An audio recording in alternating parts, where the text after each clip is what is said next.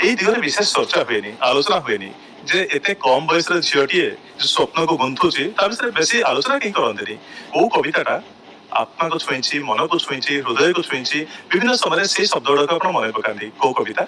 मेरी ही लिखी हुई एक कविता है, शुक्रिया है जिंदगी, जिंदगी में कोई है जिससे बची हुई है संवेदना, जिससे है आंखों में नमी, जिससे होठों पर आती है हंसी। ये सब है तो जीवित है हम और हमारे अंदर का बचपन भी। ଆପଣ शायरी भी लिखती? ये अंबर की बातें ये अंबर ही जाने, कहीं चांद ठहरा है चेहरा उतारे, कहीं पर क्षितिज के हैं टूटे किनारे। ये अंबर की बातें ये अंबर ही जाने, मगर लग रहा है यही एक मैं हूँ, इन्हीं सिलसिलों में कहीं एक मैं हूँ।